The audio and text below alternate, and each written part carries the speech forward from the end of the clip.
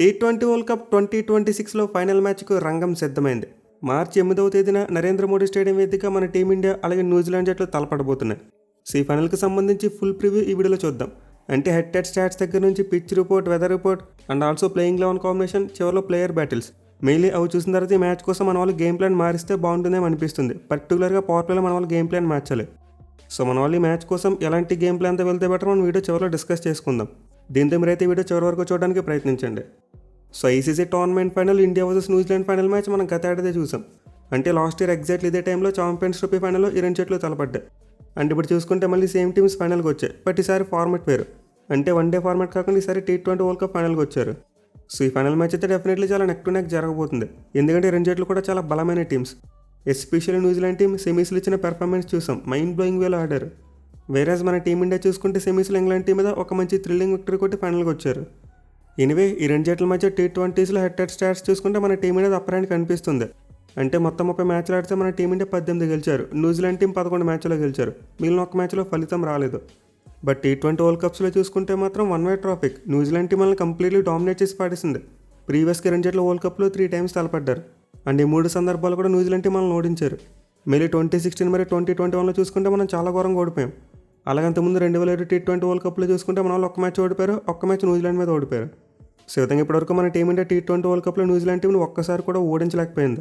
Main ICC ఈవెంట్స్లో New Zealand team ఎప్పుడు కూడా మనకు ఒక హార్ట్ బ్రేక్ మిగిల్చే టీం. అంటే గతంలో చాలా సందర్భాల్లో మన టీమిండియాకు హార్ట్ బ్రేక్స్ మిగిల్చారు.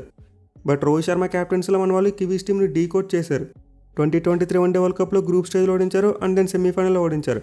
అలాగే లాస్ట్ ఇయర్ ఛాంపియన్స్ ట్రోఫీలో చూసుకుంటే గ్రూప్ స్టేజ్లో ఓడించారు అండ్ ఫైనల్లో ఓడించారు. సో రోహిత్ శర్మ క్యాప్టెన్సీలో మాత్రం ఐసీసీ ఈవెంట్స్లో మన టీం న్యూజిలాండ్ టీంని డామినేట్ చేశారు. అదంతా ముందు చూసుకుంటే మనకి పెద్దగా విజయాలు లేవు. ఇన్ఫాక్ట్ ఈ వన్డే మరియు టీ20లో కలిపి చూసుకుంటే కేవలం 2 విజయాలు మాత్రం ఉన్నాయి. న్యూజిలాండ్ టీం ఒక 7 మ్యాచ్లు గెలిచారు మన మీద. బట్ రోహిత్ శర్మ క్యాప్టెన్సీలో మనం 4 టోపీలను డీకోడ్ చేసి వాళ్ళ మీద వరుసగా 4 మ్యాచ్లు గెలిచాం. సో ఇప్పుడు అదే ఊపిరి మన టీమిండియా టీ20 ఫార్మాట్లో కూడా కంటిన్యూ చేయాలి. మళ్ళీ మన వాళ్ళు కప్ కొడితే చాలా రికార్డ్స్ బ్రేక్ అయిపోతాయి. అంటే ఇప్పటివరకు హోస్ట్ నేషన్ ఎప్పుడు కూడా కప్ కొట్టలేదు. అండ్ ఆల్సో ఏ టీం తమ ఛాంపియన్షిప్ని డిఫెండ్ చేసుకోలేదు. పైగా మన వాళ్ళు ప్రీవియస్గా 2 టైమ్స్ కప్ గెలిచారు కాబట్టి ఇది కూడా గెలిస్తే 3 సార్లు కప్ గెలిచిన ఒకే టీంగా చరిత్రకి ఎక్కుతారు. సో విధంగా మన టీమిండియా ఈ ఫైనల్ మ్యాచ్లో గెలిస్తే ఒక కొత్త శకం మొదలవుతుంది.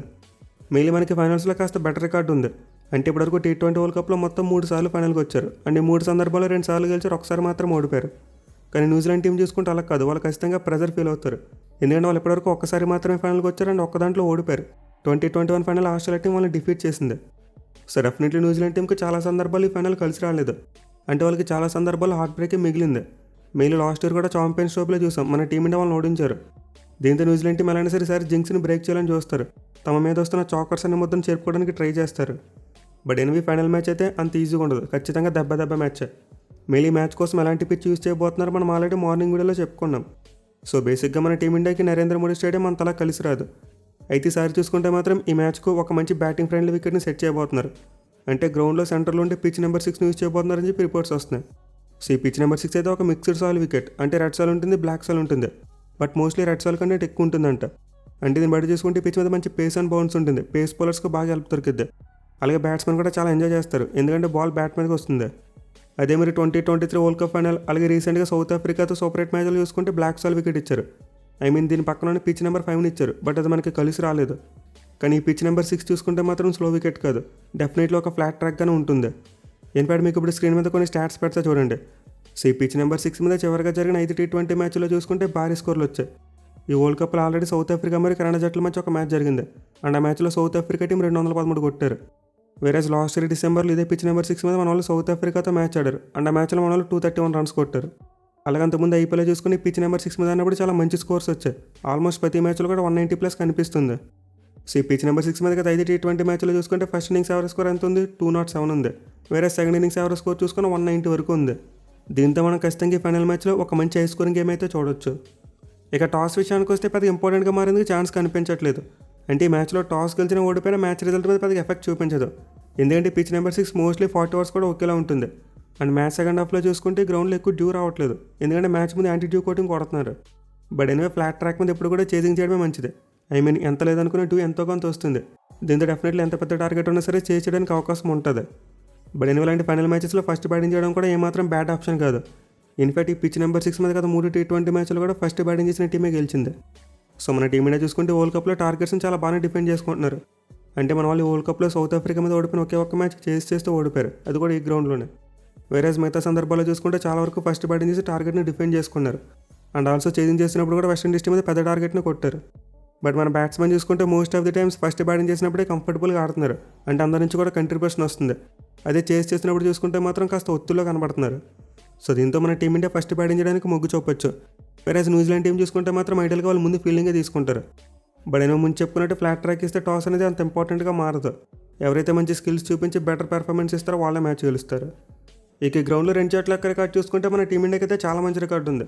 మన వాళ్ళు ఈ గ్రౌండ్లో ఇప్పటివరకు 10 మ్యాచ్లు ఆడితే 7 ఇంట్లో గెలిచారు, 3 మ్యాచ్లో మాత్రం ఓడిపోయారు. బట్ ముందు చెప్పుకున్నట్టు చివరికి గ్రౌండ్లో మ్యాచ్ అయినప్పుడు సౌత్ ఆఫ్రికా మీద ఓడిపోయారు, అదే మనకి కాస్త బ్యాడ్ మెమరీ. అదర్వైజ్ అంతా ముందు చూసుకుంటే మాత్రం వరుసగా 5 మ్యాచ్లో గెలిచారు. వేరేజ్ న్యూజిలాండ్ టీం చూసుకుంటే గ్రౌండ్లో ఇప్పటివరకు ఒక T20 మ్యాచ్ కూడా గెలవలేదు, 2 మ్యాచ్లు ఆడితే 2 ఇంట్లోనే ఓడిపోయారు. అండ్ 2 మ్యాచ్లు చూసుకుంటే 2023లో మన టీమిండియా మీద ఒక మ్యాచ్ ఓడిపోయారు. అండ్ నేను రీసెంట్గా ఈ వరల్డ్ కప్లోనే సౌత్ ఆఫ్రికా మీద కూడా ఒక మ్యాచ్ ఓడిపోయారు. సో న్యూజిలాండ్ టీం కూడా ఈ గ్రౌండ్లో అంత మంచి మెమరీస్ కనిపించట్లేదు. మళ్ళీ వాళ్ళు ఓడిపోయిన 2 సందర్భాలు కూడా చాలా పెద్ద మ్యాచ్తో ఓడిపోయారు. అంటే మన టీమిండియా మీద 2 ఏళ్ల క్రితం 168 పరుగుల తేడాతో ఓడిపోయారు. అంటే వరల్డ్ కప్లో సౌత్ ఆఫ్రికా టీమే చూసుకుని 7 వికెట్ల తేడాతో ఓడిపోయారు. సౌత్ ఆఫ్రికా వాళ్ళు చాలా ఈజీగా టార్గెట్ని చేస్తారు. బట్ ఎనివే కివీస్ టీం చాలా అంటే చాలా డేంజరస్ టీం. వాళ్ళైతే తమ నోటికి పని చెప్పరు, తమ పర్ఫార్మెన్స్తోనే చూపిస్తారు. సో దీంతో definitely final match neck to neck ఉండబోతుంది. ఖచ్చితంగా మనం మరో థ్రిల్లర్ చూసేందుకు చాలా ఎక్కువ అవకాశాలు ఉంటాయి. ఇక ఈ మ్యాచ్ యొక్క రిపోర్ట్ చూసుకుంటే వర్షం పడడానికి ఏమీ లేదు, ఆల్ క్లియర్. మనమైతే ఫుల్ మ్యాచ్ని ఎటువంటి రెయిన్ బ్రేక్స్ లేకుండా చూడొచ్చు. ఇక టీమ్స్ విషయానికి వస్తే న్యూజిలాండ్ టీంకి అతి పెద్ద బలం వాళ్ళ ఓపెనర్స్. నిజంగా ఈ T20 వరల్డ్ కప్లో మైండ్ బ్లోయింగ్ ఫామ్లో ఉన్నారు భయ్య. అసలు ఇద్దరు మొత్తం న్యూజిలాండ్ టీం యొక్క బ్యాటింగ్ భారాన్ని మోస్తున్నారు. ఫినలైన్ చూసుకుంటే వరల్డ్ కప్లో 7 మ్యాచ్లో 289 పరుగులు కొట్టాడు, యావరేజ్ 57, స్ట్రైక్ రేట్ 203. వేరే టీమ్ సేపర్ చూసుకుంటే అతను కూడా 7 మ్యాచ్లో 274 పరుగులు కొట్టాడు, యావరేజ్ 45, స్ట్రైక్ రేట్ 161. సో ఈ స్టాట్స్ బట్టి ఇద్దరు ఓపెనింగ్ బ్యాట్స్మెన్ ఏ రేంజ్లో పెర్ఫామ్ చేస్తున్నారో మనం అర్థం చేసుకోవచ్చు. మెయిన్లీ ప్రతి మ్యాచ్లో కూడా పవర్ ప్లేలో తమ డామినేషన్ చూపిస్తున్నారు. సో ఇంత మరోసారి న్యూజిలాండ్ టీంకి బ్యాటింగ్ బలం వాళ్ళ ఓపెనర్సే. బట్ ఇది కూడా వాళ్ళకి వీక్నెస్ అవ్వచ్చు. అంటే ఎక్కువగా వరల్డ్ కప్లో ఓపెనర్స్ ఆడడం వల్ల మిడిల్ ఆర్డర్ బ్యాట్స్మెన్ అంతలా ఎక్స్పోజ్ అవ్వలేదు. దీంతో వాళ్ళ ఓపెనర్స్ ఏమైనా తొందరగా అవుట్ అయిపోతే డెఫినెట్లీ న్యూజిలాండ్ టీం కష్టాల్లో పడిపోద్ది. సో వాళ్ళకి మిడిల్ ఆర్డర్లో చూసుకుంటే Ravindra, Glenn Phillips, mark Chapman, Daryl Mitchell వీళ్ళెవరు కూడా అంత చెప్పుకోదగ్గ ఫామ్లో లేరు. కాస్త కూస్తూ ఫిలిప్సే మంచిగా ఆడుతున్నాడు. మిగతా వాళ్ళు చూసుకుంటే చాలా ఇన్కన్సిస్టెంట్గా బ్యాటింగ్ చేస్తున్నారు. ఇన్ఫాక్ట్ వాళ్ళకి ఓపెనర్స్ తర్వాత బ్యాటింగ్లో మంచి ఫామ్లో ఉంది వాళ్ళ కెప్టెన్ అని చెప్పుకోవాలి. అంటే చివరిలో వచ్చి మిచెల్ శాంట్నర్ మంచిగా రన్స్ కొడుతున్నాడు. సో దీంతో న్యూజిలాండ్ టీం యొక్క బ్యాటింగ్ హోప్స్ చాలా వరకు వాళ్ళ ఓపెనర్స్ మీద ఉంటాయి. వేరేస్ బౌలింగ్ విషయానికి వస్తే మాత్రం వరల్డ్ కప్లో న్యూజిలాండ్ టీం ఎక్కువగా స్పిన్నర్స్ని నమ్ముకున్నారు. మెయిన్గా 2 మ్యాచ్లు చూసుకుంటే వాళ్ళకి స్పిన్నర్స్ చాలా మంచిగా వేశారు. ఎస్పెషల్లీ రచిన్ రవీంద్ర భయంకరమైన ఫామ్లో ఉన్నాడు బాల్ తోటి. అలాగే వాళ్ళ కెప్టెన్ శాంట్నర్ యొక్క ఎఫిషియన్సీ గురించి మనందరికీ తెలిసిందే, చాలా బాగా వేస్తాడు. ఇక వీళ్ళతో పాటు కోల్ మెకాంచ్ ఈ మ్యాచ్లో చాలా ఇంపార్టెంట్గా మారేందుకు ఛాన్స్ ఉంటుంది. ఎందుకంటే తన right arm of spin left hand batsmen out చేస్తున్నాడు. సౌత్ ఆఫ్రికాతో మ్యాచ్లో చూసాం, సెకండ్ ఓవర్లో బౌలింగ్ వేసాడు అండ్ 2 వికెట్లు తీస్తాడు. అలాగే వాళ్ళకి కావాలనుకుంటే మరో రైట్ ఆర్మ్ స్పిన్నర్ ఫిలిప్స్ కూడా ఉన్నాడు. బట్ మెకాంచ్ మాత్రం చాలా ఎఫెక్టివ్గా వేస్తున్నాడు. వేరే స్పేస్ బౌలింగ్ విషయానికి వస్తే మ్యాట్ హెన్రీ మరియు లాకీ ఫెర్గ్యూసన్ ఇద్దరికి కూడా చాలా ఎక్స్పీరియన్స్ ఉంది. మెయిన్లీ పవర్ ప్లేలో చాలా మంచి బౌలింగ్ చేస్తున్నారు. బట్ న్యూజిలాండ్ టీంకు బౌలింగ్లోనే బిగ్గెస్ట్ వీక్నెస్ డెత్ బౌలింగ్, సరిగ్గా వేయట్లేదు. గత 2 మ్యాచ్లు చూసుకుంటే డెత్ ఓవర్స్లో వాళ్ళ ఎకానమీ 15 కంటే ఎక్కువ ఉంది. సో న్యూజిలాండ్ టీం అయితే ఈ వీక్నెస్ని అధిగమించాలి. అదర్వైజ్ ఈ మ్యాచ్లో కూడా డెత్ ఓవర్స్లో చాలా రన్స్ పోతాయి. మెయిన్లీ మన టీం దగ్గర చాలా మంచి ఫినిషర్స్ ఉన్నారు. సో డెత్ బౌలింగ్ సమస్యను అధిగమించడం కోసం మేబీ న్యూజిలాండ్ టీం ఒక పేస్ బౌలింగ్ తీసుకొస్తారేమో అనుకుంటున్నా. అంటే వాళ్ళు ఇప్పటివరకు చూసుకుంటే మోస్ట్లీ మ్యాట్ హెన్రీ మరియు లాకీ ఫెర్గ్యూసన్ ఇద్దరితోనే వెళ్ళారు. మళ్ళీ లాస్ట్ మ్యాచ్లో ఒక ఎక్స్ట్రా బ్యాటింగ్ ఆప్షన్ తీసుకున్నారు, అంటే నెంబర్ 9 వరకు బ్యాటింగ్ డెత్ పెట్టుకున్నారు. కానీ మ్యాచ్లో ఒక ఫ్లాట్ వికెట్ ఉండబోతుంది కాబట్టి జిమ్మీ నీషుని పక్కన పెడతారేమో అనిపిస్తుంది. అంటే అతని ప్లేస్లో ఒక జెన్యున్ పేసర్గా కైల్ జేమిసన్ లేకపోతే జాకబ్ డఫినో ఇద్దరు ఒకరిని తీసుకురావచ్చు. మళ్ళీ జేమిసన్ తీసుకొస్తే పవర్ ప్లేలో బాగా బౌలింగ్ చేస్తాడు. దీంతో లాకీ ఫెర్గ్యూసన్ వాళ్ళు డెత్ ఓవర్స్లో ఎక్కువ యూజ్ చేసుకోవడానికి ఆపర్చునిటీ ఉంటుంది. బట్ ఎనివే న్యూజిలాండ్ టీం ఆ బ్యాటింగ్ డెప్త్ ఉంచుకోవాలని చూస్తారు. మళ్ళీ వాళ్ళ స్పిన్నర్స్ చాలా మంచి ఫామ్లో ఉన్నారు. అట్ ది సేమ్ టైం మన టీమిండియా బ్యాట్స్మెన్ స్పిన్నర్స్ ఆడడానికి స్ట్రగుల్ అవుతున్నారు. దీంతో జిమ్మీ నీషంను ఒక 5వ బౌలింగ్ ఆప్షన్గానే పెట్టుకునేందుకు ఛాన్స్ ఉంటుంది. అయితే ఐడియల్గా చూసుకుంటే మాత్రం ఇలాంటి పిచ్చెస్ మీద ఒక పేస్ బౌలర్ ఉంటేనే బాగుంటుంది. అంటే వాళ్ళకి స్పిన్ బౌలింగ్ ఏమైనా బ్యాక్ ఫైర్ అయితే జిమ్మీ నీషం 4 ఓవర్స్ వేయాలి. మెయిన్లీ డెత్ ఓవర్స్లో చాలా దెబ్బడిపోతుంది. సో దీంతో maybe New Zealand team final match కోసం ఒక్క మార్పు చేసేందుకు టెంప్ట్ అవ్వచ్చు. బట్ నాకైతే విన్నింగ్ కాంబినేషన్ మార్చడం అనిపిస్తుంది. సేమ్ టీంతో వచ్చేందుకు ఎక్కువ అవకాశం ఉంటుంది. ఇక మన టీమిండియా విషయానికి వస్తే ఆల్రెడీ ఒక వీడియో చేసుకున్నాం. మనకి అభిషేక్ శర్మ అలాగే వరుణ్ చక్రవర్తి ఇద్దరు కాస్త ఫామ్లో లేరు. బట్ స్టిల్ మన టీమిండియా అయితే వాళ్ళని బ్యాక్ చేస్తున్నారు. దీంతో టీంలో మార్పులు జరగకపోవచ్చు. సో మనకైతే టాప్ ఆర్డర్లో సంజు శాంసన్ అద్భుతమైన ఫామ్లో ఉన్నాడు. వరుసగా 2 బ్యాక్-టు-బ్యాక్ 50s కొట్టాడు. అలాగే ఇషాన్ కిషన్ చూసుకున్నా చాలా మంచి నాక్స్ ఆడుతున్నాడు. దీంతో మరోసారి మనకు టాప్ ఆర్డర్లో వీళ్ళు ఫైర్ అయితే ఖచ్చితంగా భారీ స్కోర్ వస్తుంది. మెయిల్ అభిషేక్ శర్మ ఈ ఫైనల్ మ్యాచ్లో అయినా సరే తన రేంజ్ నాక్ ఆడాలి. ఇప్పటివరకు ఏది అయిపోయింది. ఈ ఫైనల్ మ్యాచ్లో అయినా సరే పులి ఉపవాసం ఆపేసి వేటాడడం మొదలెట్టాలి. ఇక మిడిల్ ఆర్డర్లో చూసుకుంటే ఈ మ్యాచ్లో మనకి సూర్య చాలా ఇంపార్టెంట్గా మారుతాడు. ఎందుకంటే మన కెప్టెన్కి ఫేవరెట్ అపోజిషన్ న్యూజిలాండ్ టీమే. మెయిన్ న్యూజిలాండ్కి అగెనిస్ట్గా అతని యావరేజ్ 58 ఉంది. అలాగే రీసెంట్గా చూసుకుంటే వరల్డ్ కప్ ముందు సిరీస్లో player of the series award కూడా గెలుచుకున్నాడు న్యూజిలాండ్కి అగెనిస్ట్గా. వరల్డ్ కప్లో సూర్య స్టార్టింగ్ మ్యాచ్లో ఒక అద్భుతమైన నాక్ ఆడాడు, కానీ మధ్యలో చూసుకుంటే మాత్రం చాలా వరకు తన ఫామ్ అటు ఇటు అయింది. కానీ ఈ ఫైనల్ మ్యాచ్లో మాత్రం అతను ఒక మంచి నాక్ ఆడితే వరల్డ్ కప్ని చాలా గొప్పగా ఫినిష్ చేయొచ్చు. ఇక తర్వాత మిగతా బ్యాట్స్మెన్ చూసుకుంటే అందరూ కూడా చాలా మంచి నిక్కులో కనిపిస్తున్నారు. తిలక్ వర్మ, హార్దిక్ పాండ్యా, శివం దుబే, అక్షర్ పటేల్ వీళ్ళందరూ కూడా చాలా మంచి ఫామ్లో ఉన్నారు. మెయిన్లీ దూబే అయితే మన టీమిండియాకి ఒక క్లచ్ ప్లేయర్గా టర్న్ అయ్యాడు. ప్రతి మ్యాచ్లో కూడా చాలా మంచి నాక్స్ ఆడుతున్నాడు. అలాగే హార్దిక్ మరియు తిలక్ వర్మ కూడా చాలా ఇంపార్టెంట్ క్యామెస్ ఆడుతున్నారు. బ్యాటింగ్లో చూసుకుంటే మనకి అభిషేక్ శర్మ ఫామే కాస్త కవర్ పెడుతుంది. అలాగే సూర్య కూడా కొంచెం అటు ఇటు ఆడుతున్నాడు. బట్ మిగతా బ్యాట్స్మెన్ అందరూ కూడా చాలా మంచి ఫామ్లో ఉన్నారు. ఇన్ఫాక్ట్ ఓవరాల్గా చూసుకుంటే మన బ్యాటింగ్ బాగానే ఉంది. బట్ మనకి సమస్య ఉంది బౌలింగ్లోనే. మెయిన్లీ స్పిన్నర్స్ చెప్పుకోదగ్గ రీజ్లో రాణించలేకపోతున్నారు. బోత్ వరుణ్ చక్రవర్తి అలాగే అక్షర్ పటేల్ ఇద్దరు కూడా రన్స్కి వెళ్తున్నారు.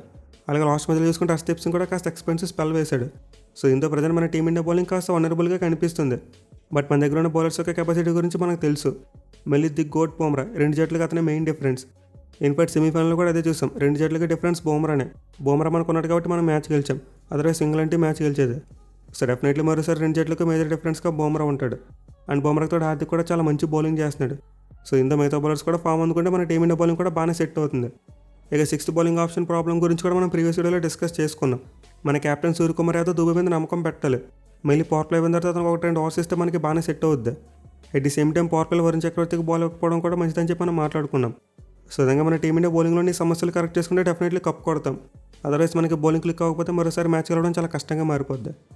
ఇక టీంలో చేంజెస్ విషయానికి వస్తే ముందే చెప్పుకున్నాం, మోస్ట్ లైక్లీ ఎలాంటి మార్పులు చేయకపోవచ్చు.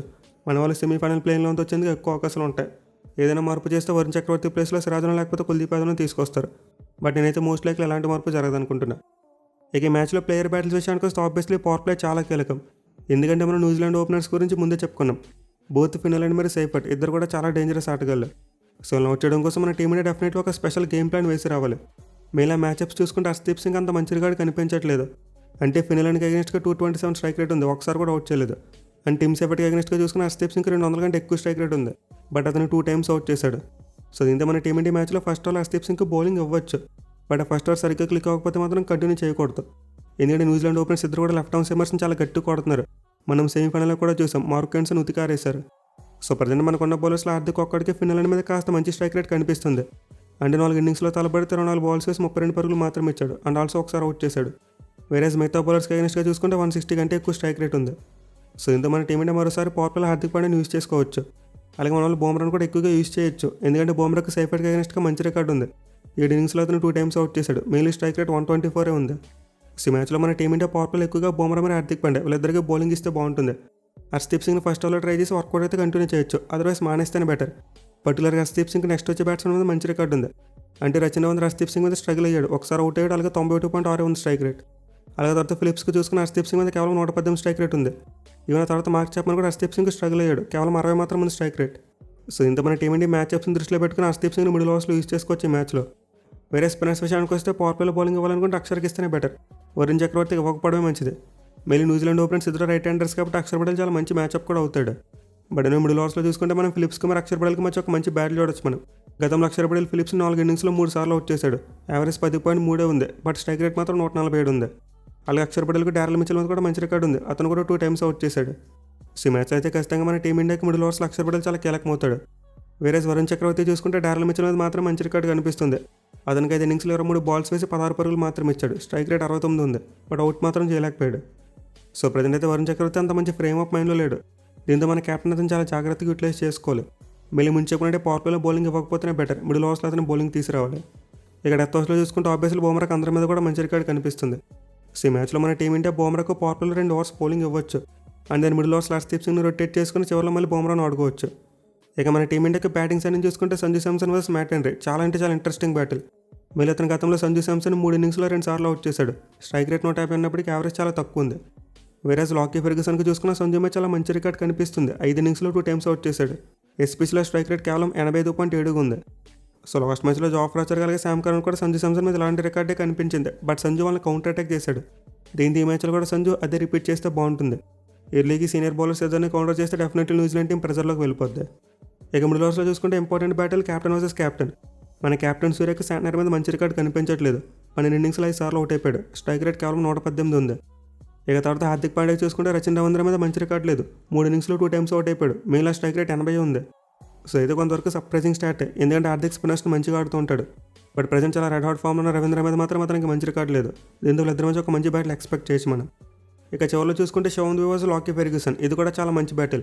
మళ్ళీ దూబేకి న్యూజిలాండ్ స్పిన్నర్స్ అందరి మీద కూడా చాలా మంచి రికార్డు ఉంది. దీంతో దూబే బ్యాటింగ్ వచ్చినప్పుడు ఖచ్చితంగా ఫెర్గ్యూసన్ తీసుకొస్తారు. సో దూబే అయితే ఫెర్గ్యూసన్ బౌలింగ్లో గతంలో ఒకసారి అవుట్ అయ్యాడు. మెయిన్లో స్ట్రైక్ రేట్ 104 ఉంది.